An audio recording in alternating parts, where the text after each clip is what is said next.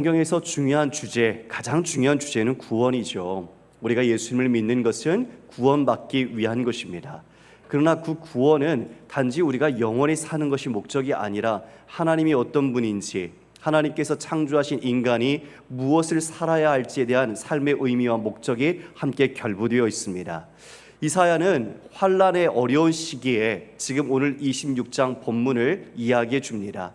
여러분, 평안할 때 말하는 것이 아닙니다. 어렵고 힘들 때 구원을 소망하고 구원의 하나님을 노래하고 하나님을 사모하는 겁니다. 그것은 믿음이 없이는 불가능한 일입니다.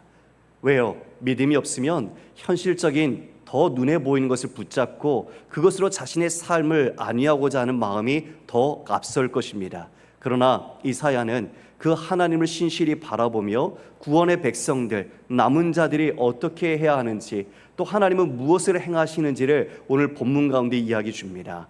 여러분이 이 말씀 속에서 하나님을 만나고 내가 걸어가고 있는 구원 백성으로서의 길이 어떠한 길인지, 그리고 무엇을 정말 붙잡아야 하는지 다시 새롭게 다짐하는 은혜가 있기를 주님의 이름으로 축원합니다. 여러분, 1절 말씀입니다. 그날에 유다 땅에서 이 노래를 부르리라. 우리에게 견고한 성읍이 있음이요 여호와께서 구원을 성벽과 외벽으로 삼으시리로다. 그날에 여호와의 날입니다. 심판과 구원의 날입니다. 혼란스러운 날이기도 합니다. 그러나 우리 백성들에겐 하나님을 찬양하는 날입니다. 바로 그때에 유다 땅에서 이 노래를 부르리라. 노래를 부른다고 말합니다. 여러분, 앞서 이사야는 모압이 하나님을 대적하는 모든 상징으로 이야기했듯이 지금 이 유다 땅의 한 성읍, 견고한 성읍을 이야기하죠. 모압은 지상의 도성이라면 바로 지금 유다 땅에 있는 예루살렘은 새 예루살렘으로서 하나님의 도성을 말합니다. 우리는 예수 그리스도를 믿음으로 구원받으면 우리는 그 하나님의 영원한 나라를 목적하며 삽니다. 그 나라는 평강과 그리고 우리에게 진정한 샬롬을 주는 나라입니다.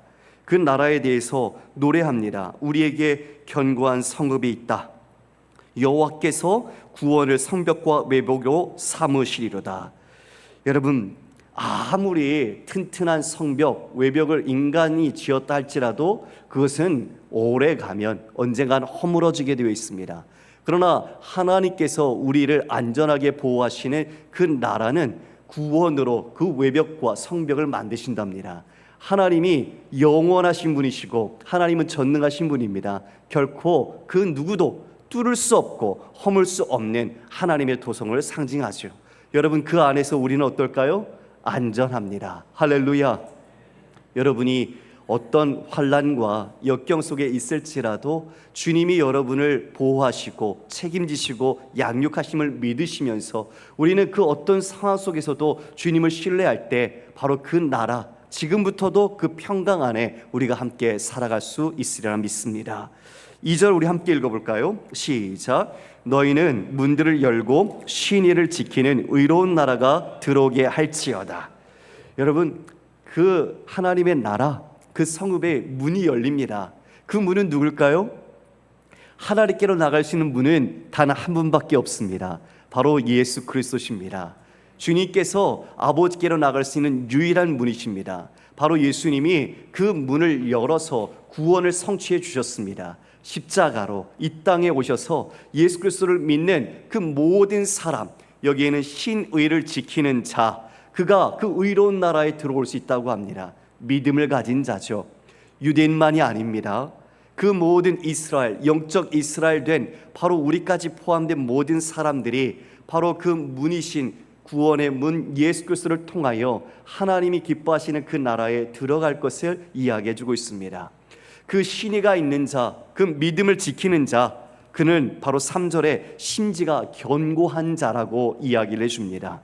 여러분, 심지가 견고하다, 이것은 흔들림 없는 사람, 늘 하나님을 향하여 온전히 의지하는 사람, 바로 그 사람이 심지가 견고한 사람이죠. 그런 사는 평강하고 평강하도록 지키시리니 이는 그가 주를 신뢰함이니이다.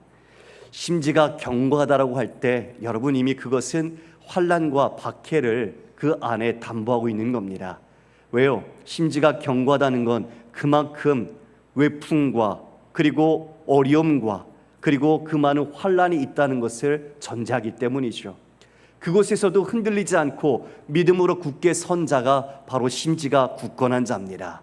그러한 사람, 믿음의 사람, 주를 신뢰하는 사람에겐 하나님께서 그 능력과 은혜로 그를 붙들어 주시니 평강하고 평강하다고 합니다. 이게 하나님이 주시는 또 최고의 은혜 중에 은혜가 아닐까, 이런 생각이 듭니다. 여러분, 우리는 주를 믿음으로 구원의 백성이 되는 영광도 있지만 이 땅에서 살아갈 때 이 세상에 보이는 것에 우리의 의지를 두지 않습니다. 그것으로 우리의 평강과 평안, 그리고 우리의 안정을 삼지 않습니다. 진짜 평안은 우리가 누구와 함께 있는가입니다.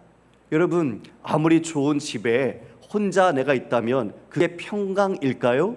아니요. 나를 보호하시는 아버지, 그와 함께 내가 있는 것이 어떤 환경에 있는 것보다도 가장 평강하고 가장 안전된 주님의 은혜입니다. 지금 그 평강을 하나님께서 그 심지가 견고한 자에게 주신다라고 분명히 이야기하고 있습니다. 빌립보서 4장 6절 7절 말씀입니다. 자, 우리 눈을 떠서 함께 읽어볼까요? 시작. 아무것도 염려하지 말고 다만 모든 일에 기도와 간구로 너희 구할 것을 감사함으로 하나님께 아뢰라. 그리하면 모든 지각에 뛰어난 하나님의 평강이 그리스도 예수 안에서 너희 마음과 생각을 지키시리라. 우리는 이미 이 은혜를 누리는 사람입니다. 어떠한 환경 속에서도 흔들리지 않을 수 있는 믿음으로 하나님께서 우리의 생각과 마음을 붙들어 주셔서 평강할 수 있습니다. 그래서 넌 크리스찬들, 믿지 않는 사람들은 자신들이 가진 것들을 더 쌓고 쌓아도 불안합니다. 왜요? 더 가진 사람을 볼 때 자신은 더 연약해 보이기 때문이죠. 그래서 그 환경을 스스로가 통제할 수 있을 만큼 완전하다, 내가 만족스럽다가 되기까지는 그들은 안정, 평안을 누리지 못할 겁니다. 그러나 우리 그리스도인의 평강은 삶과 환경에 기반하지 않습니다. 왜일까요? 주님께 있기 때문입니다. 주님이 여러분과 함께 하시고 여러분이 눈물 짓는 그곳에서 주님 동행하시고 누구보다 여러분의 마음을 잘 아시는 하나님께서 위로해 주시며 다시 한번 사랑과 은혜로 여러분을 붙들어 주시기 때문입니다. 바로 그 평강은 세상이 흉내낼 수도 없는 평강입니다. 그것이 신자에게 있어서는 가장 최고의 선물과 같은 이 땅에 누릴 수 있는 축복인 것이죠. 이 축복을 여러분 모두가 누리기를 간절히 소망합니다. 하나님은 유통기간, 유효기간 한도가 어떻게 될까요, 여러분? 신용카드를 우리가 발급받으면 거기에 여러분 아시는 것처럼 유효기간이 있어요. 그렇죠? 그러나 우리에게 평강을 주시는 하나님, 그분은 우리가 언제까지 신뢰할 수 있을까요? 우리 4절 보니까요. 너희는 여호와를 영원히 신뢰하라. 주 여호와는 영원한 반석이심이로다. 아멘. 여러분, 언제까지 신뢰하라고요? 영원히. 예, 맞아요. 영원히. 주님은 영원히 신뢰할 수 있는 분이세요. 그러니까 그분은 그 은혜와 그분의 능력이 끝이 없으십니다. 무제한이신 거죠. 세상에 가장 좋은 VVIP 카드가 있다죠? 예, 뭐 그런 카드를 가지고 있어도 영광이라고 얘기하잖아요. 세상에서 그걸 자랑으로 삼을 수도 있겠지요. 그런데 여러분, 정말 이 세상이 모두가 끝날 때까지 우리가 신뢰할 수 있는 영원하신 하나님이 우리와 함께 하신다는 것, 그리고 우리가 그분을 반석으로 삼아 우리의 삶을 걸어간다는 것, 이것이야말로 진짜 참된 영광 아니겠습니까? 그것을 누가 돈을 주고 살 수 있으며 누가 자신의 자격으로 그것을 획득할 수 있겠습니까? 오직 주님의 은혜로만, 주님의 사랑과 긍휼을 입은 자만이 정말 그 믿음을 갖고 하나님을 영원히 신뢰하며 그분을 자랑하고 그분을 높이고 그분과 함께할 수 있는 것입니다.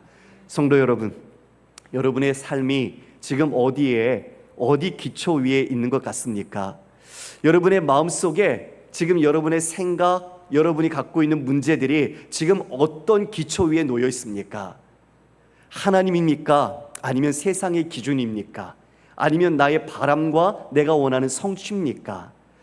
여러분, 내가 바라는 것, 세상의 기준이 마치 나의 반석의 삶의 모습처럼 자리하고 있다면 그것은 언젠가 무너지고 삭아서 다 파괴될 것입니다. 그리고 그것을 이루었다 할지라도 여러분은 만족함을 누릴 수 없을 겁니다. 진정 내 모든 삶의 기초를 반석이신 하나님, 영원히 우리가 신뢰할 수 있는 하나님께 두지 않는다면 우리는 흔들릴 것입니다. 그러나 삶에서 나의 주인이시고 나를 통치하시는 하나님께 내 온 모든 것을 의탁하고 그분께 주권을 맡긴 자는 비바람과 광풍이 불어도 어떤 풍랑 속에서도 흔들리지 않고 주님을 향하여 걸어갈 수 있음을 믿습니다. 그 은혜가 바로 영원히 신뢰하는 자에게 주어질 것입니다.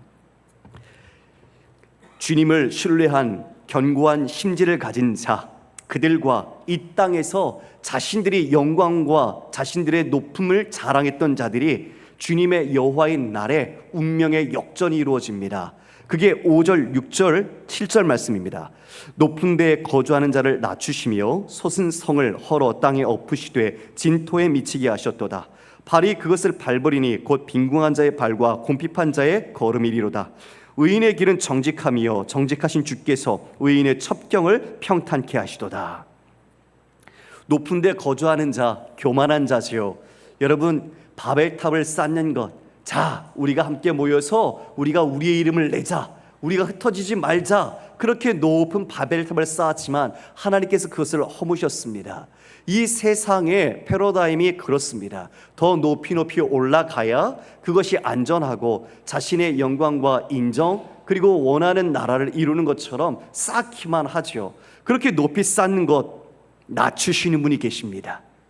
자신은 쌓아서 다른 사람과 비교하면서 그 상대적인 우위 속에서 행복을 느끼고 만족을 느끼고 자랑을 삼을지는 모르겠지만 주님 여호와의 날에 바로 그렇게 높은 성을 쌓았던 자들을 하나님은 낮추시고 헐어버리시고 그 모든 것을 엎어서 진토, 먼지와 같이 만들어 버리십니다. 운명이 뒤바뀝니다. 여러분, 높이 쌓으려면 어땠을까요? 다른 사람들을 밟고 올라가야죠. 그치요? 다른 사람들, 바로 여기에 나오는 공궁한 자들, 빈궁한 자들, 곰핍한 자들은 그들에게 착취를 당하고 억압을 받았습니다. 세상에서 가난한, 그리고 그들에게 어려움을 당하면서 말하지 못하는 그런 모습 속에서 그들은 살아왔습니다. 그러나 여호와의 날에는 그 모든 운명이 바뀝니다. 그렇게 높았던 것, 자랑하며 떵떵거렸던 그 모든 세상의 영광들이 다 진토처럼 파괴될 것이고, 곰핍한 자들, 그리고 어려움을 겪었던 사람들, 바로 그들이 이제 그 모든 것들을 밟을 것이라고 말합니다. 여러분, 이게 진짜 결말 아닐까요? 이게 진정한 하나님의 심판의 모습이 아닐까요? 여러분, 우리는 이 한 장면의 씬을 우리의 마음속에 새겼으면 좋겠습니다.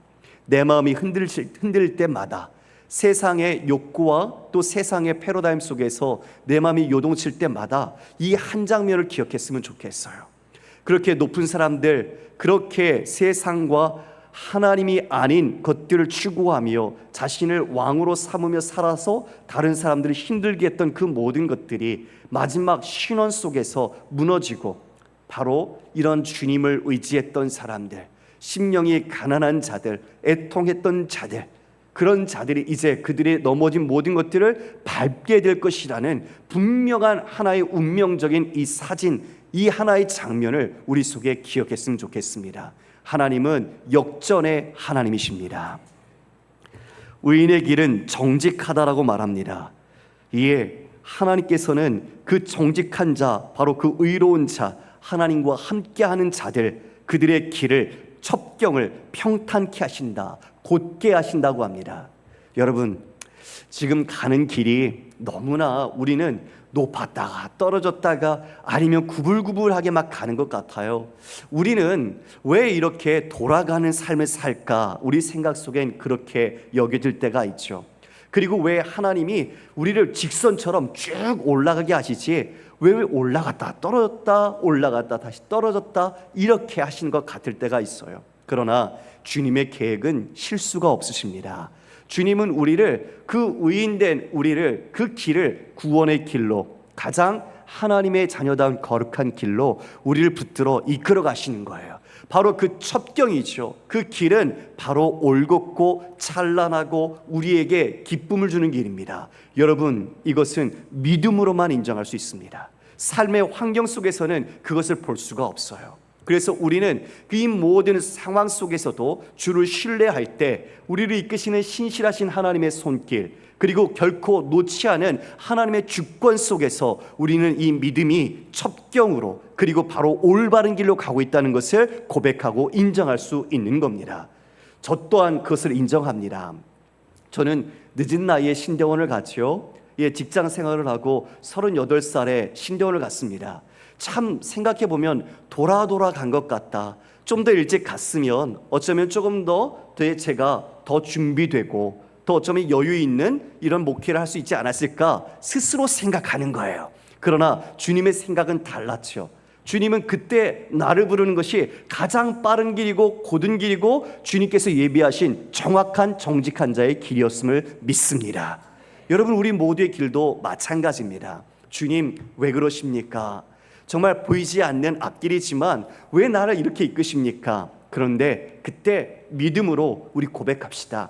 주님, 나를 빠른 길로 인도하시는군요. 고든 길로 인도하시는군요. 그 은혜의 길로 나를 붙들고 계시는군요. 주님을 향하여 우리가 원래 신뢰함으로 주님 앞에 찬송하고 기도할 때 우리는 그 길에서 흔들리지 않고 주님과 동행할 수 있음을 믿습니다.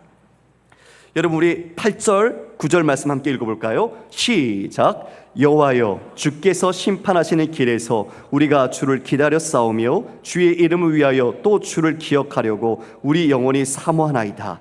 밤에 내 영혼이 주를 사모하였은즉 내 중심이 주를 간절히 구하오리니 이는 주께서 땅에서 심판하시는 때에 세계의 거민이 의를 배움이니이다. 주님을 부르는데요, 어느 길에서 기다립니까? 심판의 길에서 기다린답니다. 주님의 심판을 기다리는 모습은 어떤 걸까요? 이 삶이 어렵고 그리고 쉽지 않은 것이라는 것을 말하고 있겠죠. 주님 오시는 그 길을 기다리는 거예요. 하루하루 인내하면서 주님이 오셔서 그 모든 공의와 정의로 진실한 모든 선악간을 심판하시는 것, 그리고 우리의 신원을 온전히 회복하여 주시는 그날이 심판의 날이기에 곰핍한 자들, 공궁한 자들, 주님의 심지가 굳은 자들은 바로 그 심판의 길을 기다리는 거예요. 그날에 이 모든 것이 회복될 것을 소망하면서 주님을 향하여 어떤 마음을 갖고 있지요? 우리가 주를 기다려 싸우며 주의 이름을 위하여 또 주를 기억하려고 우리 영혼이 사모하나이다.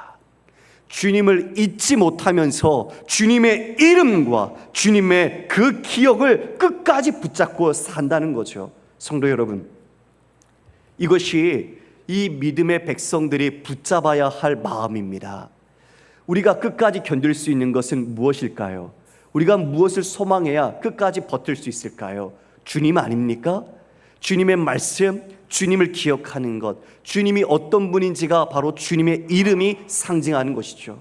여호와, 그 언약을 따라서 신실하게 성취하시는 하나님이라는 것, 여호와 라파, 그분은 우리를 치유하시는 하나님이라는 것, 여호와 니시, 그같이 우리를 승리케 하시는 하나님이라는 것, 여호와 이레, 우리의 모든 것을 보고 계셔서 우리의 앞길을 예비하시는 하나님이라는 것, 여호와 삼마, 우리와 함께 거하시는 하나님이라는 것, 그분은 엘리에셀의 하나님으로 우리를 도와주시고 그리고 에베네셀의 하나님으로 도와주시고 그분은 우리와 함께 임마누엘로 동행하신 하나님을 믿습니다.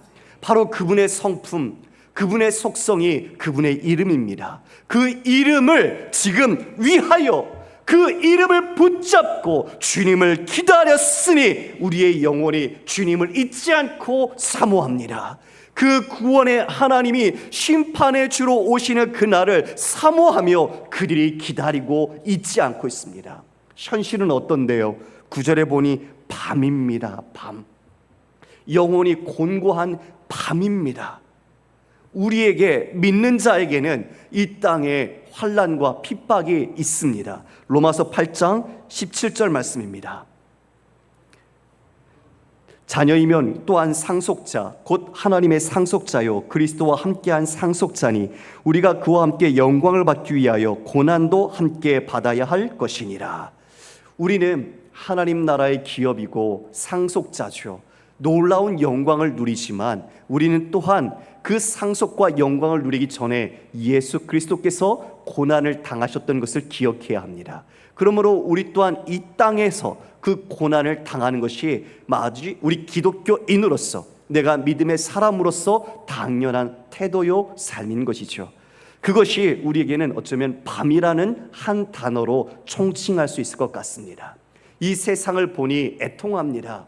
영적인 혼탁함, 진리가 거짓 진리가 진리로 판치는 이런 위조품과 모조품의 시대들, 수많은 사람들이 지금도 그 이단에 빠져서 그것이 진리인 줄 알고 다른 사람들에게 자신의 온 삶을 낭비하고 하나님의 형상으로 지음받았으나 그들이 다른 것에 충성하고 있는 어리석은 모습을 볼 때 이 현실이야말로 밤이라고 말할 수 있지 않을까요?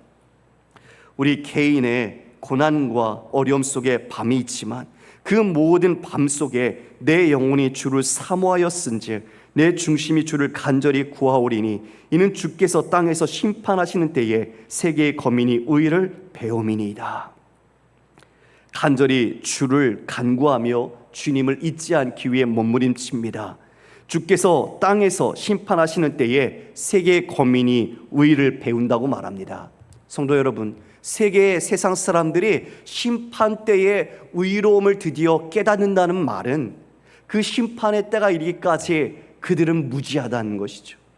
아무리 우리가 복음을 전하고 생명의 주님을 증거해도 그들이 이것을 깨닫지 못하고 그들은 자신들이 올바른 줄 알고 무지한 길에서, 스스로가 착각하는 의롭다고 하는 길에서 자신들을 방탕하며 정욕에 빠져서 자신들의 삶을 일구어가는 모습들이 이와 같이 그제서야, 심판의 때야 들어서야 진정한 이 모든 역사와 세상의 심판자, 즉 올바른 모든 기준이 하나님께로부터 정렬될 때 진짜 의가 무엇인지 깨닫게 된다는 것을 이야기해 주는 거죠.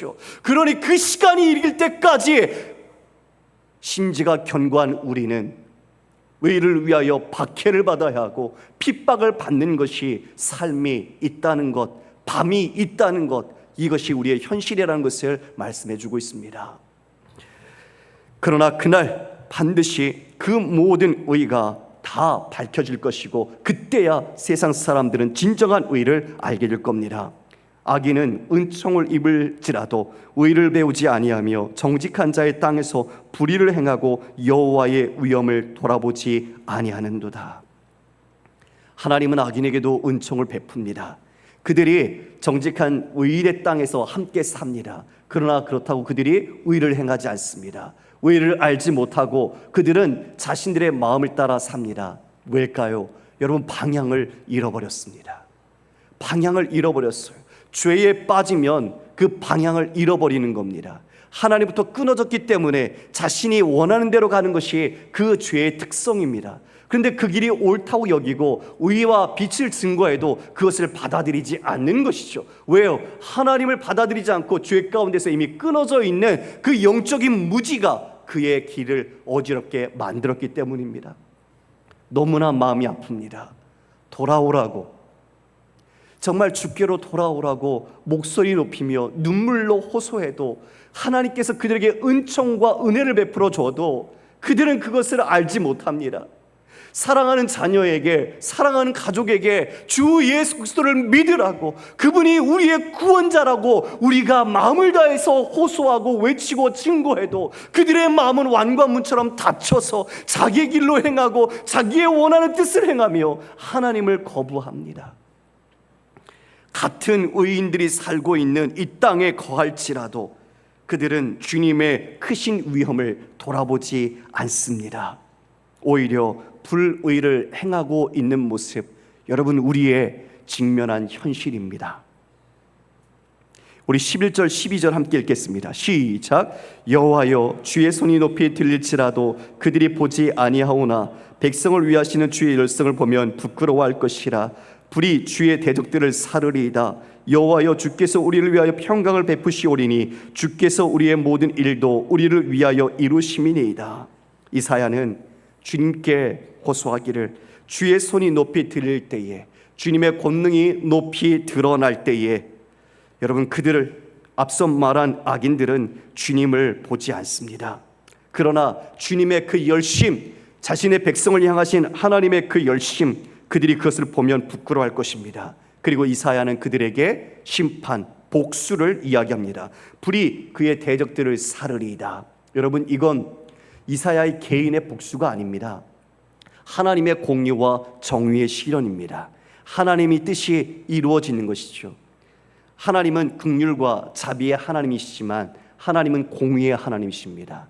예수 그리스도를 십자가에 못 박아 우리의 죄를 용서하셨어야만 할 정도로 그 죄를 미워하시는 분이 하나님이십니다. 하나님은 그 마지막 날에 이와 같이 악인들을 불을 사름같이 심판하실 것입니다. 그 모든 열심, 주님께서는 우리 몸된 백성들을 위하여 이 모든 것을 이루실 것을 우리는 믿습니다. 여러분, 우리 13절, 14절 함께 읽겠습니다. 시작. 여호와 우리 하나님이시여, 주 외에 다른 주들이 우리를 관할하여 싸우나 우리는 주만 의지하고 주의 이름을 부르리이다. 그들은 죽었은즉 다시 살지 못하겠고 사망하였은즉 일어나지 못할 것이니 이는 주께서 벌하여 그들을 멸하사 그들의 모든 기억을 없이 하셨음이니이다. 하나님, 주 외에 다른 주들이 우리를 관할하였다. 이스라엘의 역사를 보면 애굽의 바로에게도 또 바벨론에게도 포로로 끌려갔고 여러 그런 관할하는 주관자들 밑에서 그들은 통치를 받았습니다. 그러나 그들은 심지가 굳은 자, 믿음의 신실한 자들은 무엇만 의지합니까? 주만 의지하고 주의 이름을 부릅니다. 이 말은 곧 이제 하나님께서 그 모든 다른 주관자들, 이 세상의 통치자들, 어둠의 주관자들, 세상에 있는 악한 영들, 이 모든 것들을 멸하시고 그들을 해방시켜 주심을 이야기하는 것입니다. 즉 하나님의 그 의로우신 열방에 대한 해방, 자신의 민족에 대한 구원, 이 모든 것들을 통해 하나님의 일하심을 경험하기에 그들은 주님이 진짜 주시고 주님만을 의지하며 주의 이름만을 부르겠다라고 다짐하는 것입니다.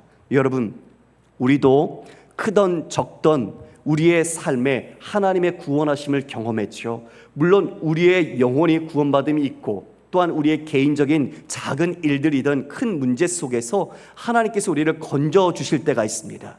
정말 너무나 긴급한 일, 그리고 정말 중요한 일, 하나님께 간절히 기도할 때 하나님께서 이루어 주셨던 것들처럼 지금 그 모든 주관자들, 자신들을 유린하고 착취했던 그 모든 세상의 주관자들이 있지만 그 주관자들은 내 주가 아니라 진정 이 모든 것을 통치하시는 분은 하나님, 오직 주만이 나의 하나님이심을 고백하며 주님만을 의지하고 주의 이름을 부르겠다라고 그들의 결심을, 다짐을 다시 새롭게 하는 것이죠. 그 주관자들, 관할자들은 죽었습니다.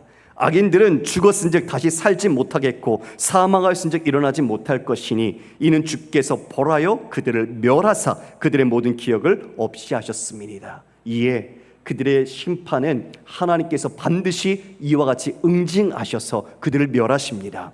그러나 15절에 하나님의 백성 그 나라 어떻게 하십니까? 여호와여, 주께서 이 나라를 더 크게 하셨고 이 나라를 더 크게 하셨나이다. 스스로 영광을 얻으시고 이 땅의 모든 경계를 확장하셨나이다. 아브라함에게 말씀하신 것처럼 하나님께서 그 언약을 따라서 이스라엘을 이 세상 열방 가운데 확장해 주셨고 번영케 만들어 주셨죠. 그리고 영적 이스라엘, 이 세상 속에 하나님은 모든 민족과 인종을 떠나서 지금 이처럼 우리 믿는 백성들이 점차 많아지도록 하나님은 인도하셨고 그 나라를 윤량하여 주셨습니다. 여러분, 선교지에 나가면 가장 먼저 받는 마음의 충격이 뭐냐면 우리가 함께 모여 교회 안에서 주님을 기뻐하고 예배했지만 하나님은 이 세상의 수많은 사람들을 우리와 같이 택하셨다는 겁니다. 그 인종이 다르고 문화가 다르고 언어도 다르지만 그들이 자신의 입술로 하나님을 향하여 높이 찬양하고 눈물을 흘리며 기도하고 또 열심을 다해서 섬기는 모습을 볼 때 하나님의 위대하심을 보게 됩니다. 하나님이 이와 같이 우리에게 주신 그 영적 이스라엘, 하나님의 도성을 위해 예배하신 그 수많은 백성들을 이처럼 이끌어 가신다는 것을 몸소 체험할 때 정말 하나님이 이와 같이 우리를 얼마나 사랑하시는가, 하나님은 살아 역사하시는 분이라는 것을 체험하게 되는 거죠. 그들은 다 죽고 이와 같이 악인들은 죽지만 하나님의 나라는 점점 영광과 크게 번영을 이루어갑니다. 자, 현실로 다시 이사야는 돌아와 그 환난 가운데 하나님께 호소합니다. 여호와여, 그들이 환난 중에 주를 앙모였으며 주의 징벌이 그들에게 임할 때에 그들이 간절히 주께 기도하였나이다. 지금 그 이스라엘 백성들이 당하는 환난은 하나님이 아니라 이방 나라들, 특별히 바벨론, 아수르와 같이 그 다른 나라들을 그들을 의지했을 때에 그들이 당했던 환난, 그것으로 인한 그들은 지금 징벌을 받고 있죠. 그 한중에 앙모하며 주를 앙모하며 그 징벌이 임할 때에 간절히 주께 기도했습니다. 여러분, 그러나 그때 그들은 깨달았지만 그 모든 그들의 수고는 열매가 있을까요? 헛수고였습니다. 즉 우상과 이방의 나라들을 그들이 바라보고 의지하고 소망을 걸었던 모든 것들은 산고의 고통을 겪었지만 어떤 생명을 낳지 못하는 헛된 바람을 낳는 결과와 같았다는 겁니다. 여러분, 이걸 인생에서 경험할 때가 있습니다. 내가 뭔가 잡을 수 있는 것처럼, 야, 이것만 하나 해결되면 좀 내 삶에 형통하겠다, 우리 가정이 좀 더 평안해지겠다 싶은 것들이 있죠. 하나님이 아닌 다른 것에 내 마음이 유혹을 받아서 우리가 그렇게 마음을 쏟을 때가 있습니다. 그러나 그 모든 노력을 쏟아 부었지만 결과는 어떻게 될까요? 여러분, 그게 진짜 우리에게 참된 열매를 주지 못하더라는 거죠. 그것은 우리가 진짜 얻는 열매가 아니더라는 거죠. 지금 다른 나라가 우리를 지켜줄 것처럼 이스라엘 백성들이 의지했지만 결국은 그 모든 것들이 오히려 하나님 한 분이라는 걸 깨닫게 만드는, 자신들의 죄를 깨닫게 만들었을 뿐인 거죠. 안타까운 모습처럼 잉태했지만 그 여인이 산고를 당하고 낳았지만 바람을 낳았다고 말합니다. 예, 아무것도 얻지 못했다는 것. 그래서 결국 그들은 세 개의 거민을 출산하지 못하였나이다. 제사장 나라로 세웠지만 그들은 다른 이방 나라들, 이 열국의 백성들을 하나님의 백성으로 낳지 못하는 모습을 보여주었던 겁니다. 우리 19절 말씀 함께 읽겠습니다. 시작. 주의 죽은 자들이 살아나고 그들의 시체들은 일어나리이다. 티끌에 누운 자들아, 너희는 깨어 노래하라. 주의 이슬은 빛날이 있으리니 땅이 죽은 자들을 내놓으리다. 악인들은 죽습니다. 사망이죠. 영원한 사망. 그들은 부활은 하지만 영원한 벌, 영원한 사망 속에 놓입니다. 그러나 하나님의 백성은 어떻습니까? 죽은 자들이 살아납니다. 시체들이 일어납니다. 티끌, 죽음에서 누웠던 우리가 깨어 노래합니다. 그들이 주의 이슬, 여러분, 이슬은 생명을 상징하는 겁니다. 비가 내리기 전에 이슬이 내려서 땅에 촉촉히 젖어서 생명의 열매를 맺듯이 바로 이 이슬은 생명을 태동하는 것을 상징하는 거죠. 그 이슬이 땅이 죽은 자들을 내놓을 것이다. 예, 땅에 죽었던 하나님의 백성들, 그들을 내놓으니 그들이 어떻게 될까요? 다시 부활하게 된다는 것을 이야기해 줍니다.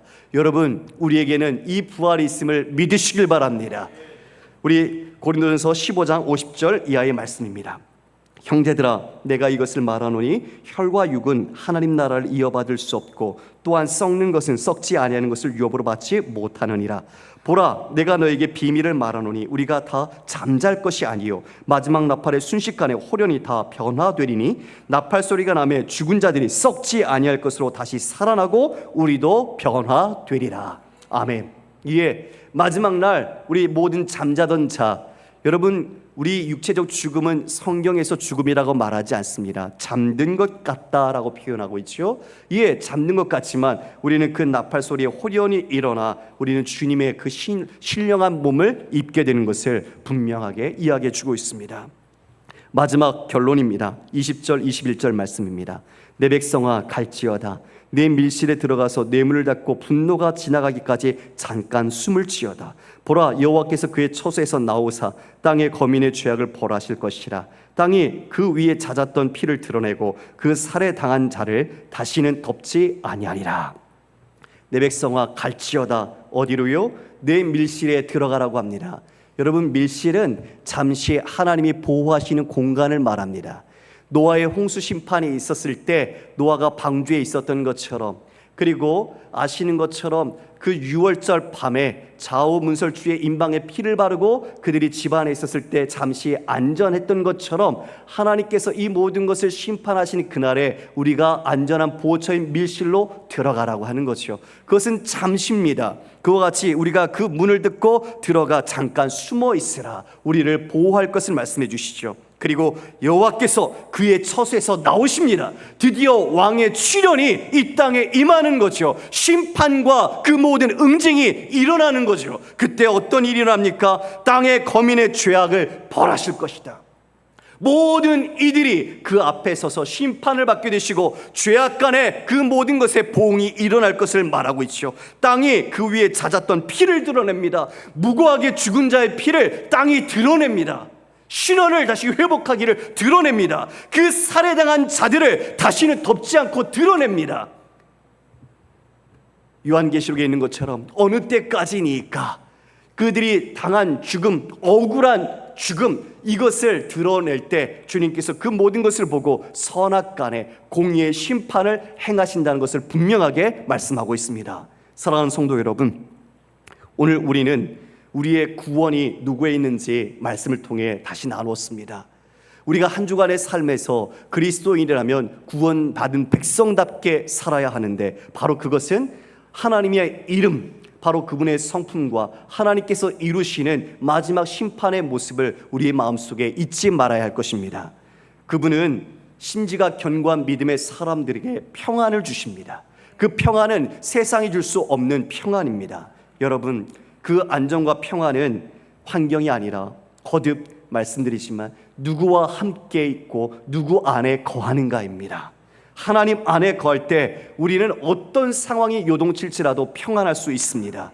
여호와는 영원한 반석이시니 그분만이 흔들리지 않는 우리의 기초이십니다. 우리 모두가 견고한 심지를 가진 자로서 그 하나님의 도성, 그 바로 새 예루살렘 속에서 우리가 온전히 함께하기를 소망합니다. 변하는 세상 속에 변하지 않는 하나님을 신뢰하며 현재의 고난 속에서도 우리에게 올 영광의 모습을 소망하십시다.